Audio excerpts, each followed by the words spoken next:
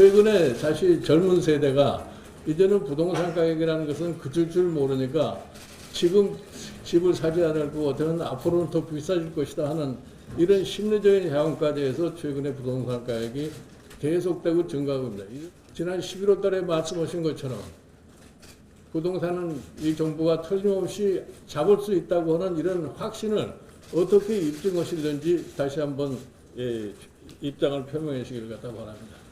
김현미 국토부 장관은 엊그제 열린 국회 예결특위 질의에서 정부의 부동산 정책이 실패한 것 아니냐는 지적에 아니다. 정책은 다 종합적으로 작동되고 있다고 답했습니다. 치솟는 집값에 고통받는 서민들에게는 분통이 터질 이야기입니다. 이 발언이 문재인 정부의 전반적인 인식을 반영한 것이라면 큰일이 아닐 수 없습니다.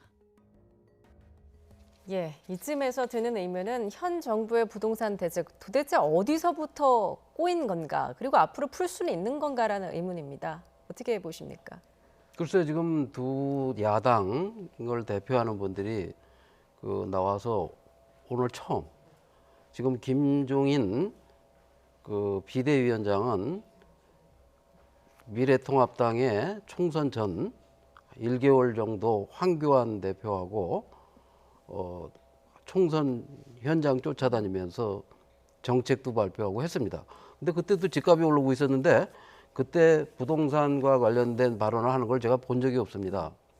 그리고 지금 이 부동산 대책이 나오기 한 달 전부터 집값이 뛰고 있는데 그동안 가만히 있다가 최근에 이제 여러 가지 문제가 생기니까 부동산과 관련된 발언을 처음으로 하셨는데 그 진위가 뭔지 진짜 저는 미래통합당은 부동산 값이 뛰기 시작하면서 대통령 지지율도 떨어지고 탄핵당했고 그리고 지난 문재인 정부가 이렇게 부동산 값이 오르는데도 지지율이 높은 이유는 미래통합당이 너무 못해서다. 저는 그렇게 보고 있습니다.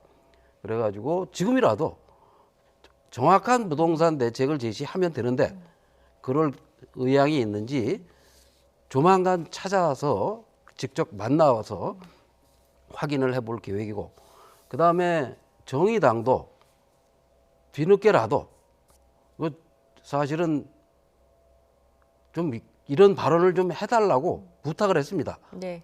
정의당도 좀 서민을 대변하고 집 없는 분들, 청년들 이런 분들을 위해서 정당이 만들어진 당이니 좀 강력하게 해달라라는 부탁을 제가 드렸습니다. 그랬더니 흔쾌히 앞으로 그렇게 할 것이다.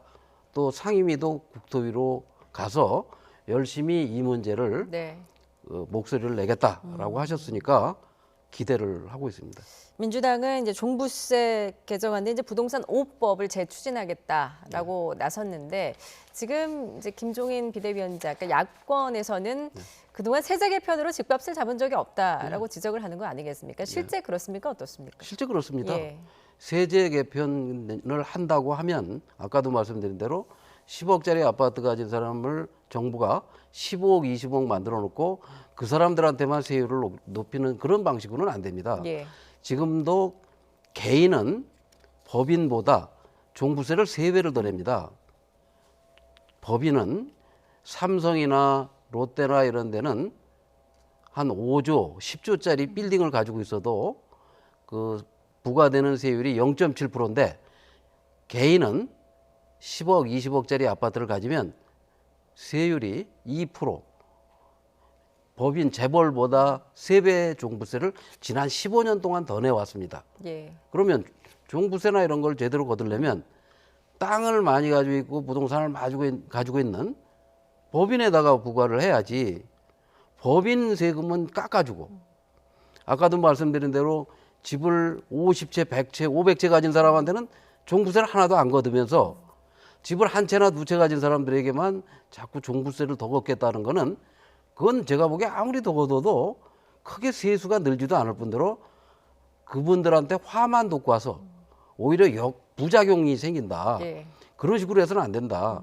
공평하게 과세를 해서 개인이든 법인이든 똑같은 조건으로 하고 그리고 집을 한 채 가진 사람보다는 3채, 10채, 100채, 200채 가진 사람들한테는 세율을 더 높여서 제대로 세금을 걷어야지. 예. 그리고 진짜 세금을 더 걷겠다는 생각이 있다면 대통령께서는 법을 개정할 필요도 없습니다. 국토부 장관은 본인이 할 수 있습니다. 지금 공시지가 공시가격을 현재 시세에 예. 45%밖에 안 되는 걸 2배로 당장 올릴 수가 있습니다. 그럼 당장 내년부터 세금을 2배 더 거둘 수 있는데 그렇게 쉽게 할 수 있는 건 안 하고 여야가 정쟁하고 이 갈등만 생기는 그런 법안을 만들어 가지고 한다고 하니까 제가 믿을 수가 없는 겁니다. 예.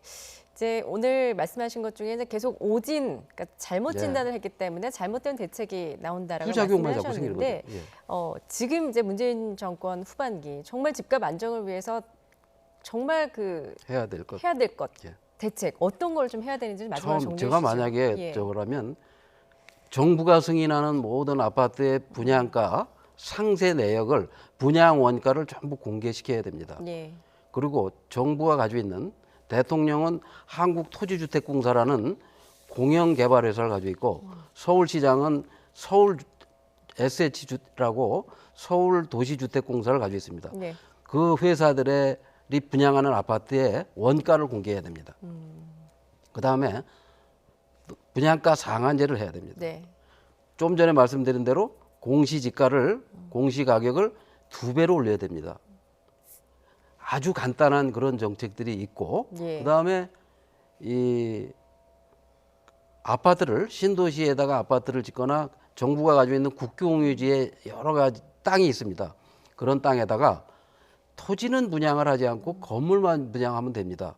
예를 들어서 아파트 같은 경우는 자기가 자기 땅이 어딘지 구체적으로 없습니다. 단독주택하고 달라서. 예. 그렇다면 건물은 한 평을 짓는데 500만 원 정도 듭니다. 그럼 20평 정도의 아파트는 1억이면 집니다.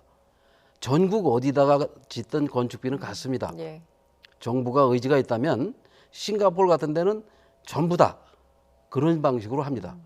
건물만 분양을 해서 20평 정도 되는 아파트를 1억의 공급을 정부가 몇십만 채를 하면 헌 아파트 5억, 10억 되는 걸 굳이 살려고 사람들이 줄을 서지 않습니다. 정부가 마음을 먹으면 대통령께서 올바른 길로만 가신다고 하면 집값은 금방 떨어집니다. 예, 알겠습니다. 오늘 해법까지도 들어봤습니다. 지금까지 김원동 경실련 부동산 건설개혁본부 본부장과 함께했습니다. 잘 들었습니다. 예, 감사합니다.